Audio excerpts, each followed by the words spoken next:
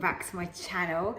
And today I'm making something really quick and easy, and it is my chocolate flapjacks.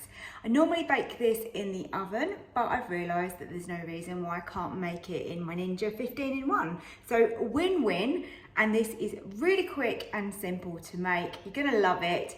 Kids adore these. And they're really great to have for some lunch boxes. Obviously they are a little bit naughty, but then, you know, a sweet treat every now and again is always good.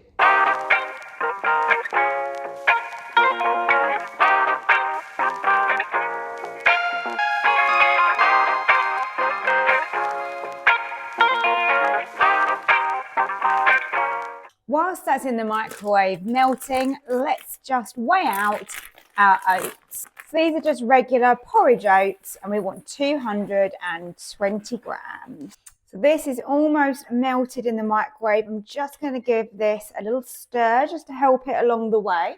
Let's grab our bowl here and just pour it in. Now coat all of those oats. Oh, look at that. So good. I'm just going to keep stirring just to make sure that every single piece is nicely coated. We don't want a dry piece. I think we're almost there. That looks good to me now. You can bake this in whatever you like, really, as long as it fits in the Ninja. So I've got a little bit of parchment here just for the bottom, and I've just got my Ninja tin. So let's get the oats straight into here. Right, so the base here, the flapjack base, is going onto the rack, so I can just lower that in. Now I'm going to just simply bake these the same way as I would do in the oven, and let's turn the temperature down 180, and I think they're going to take around 20 minutes. As I always say, I'll keep an eye on it because we don't want to overcook it, but we just want it to get nice and firm and a little bit golden.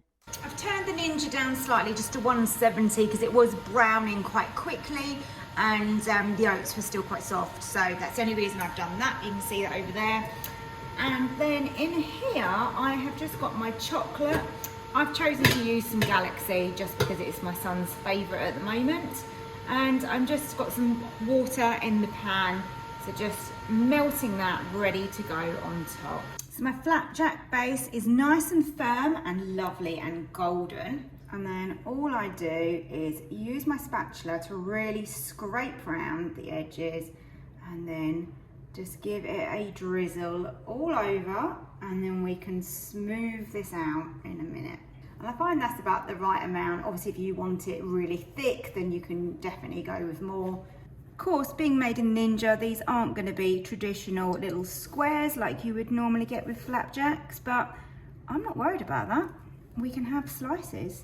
And then all I do now is I leave this to cool slightly at room temperature, and then I will set it in the fridge. And now just to argue over who gets to lick the spoon.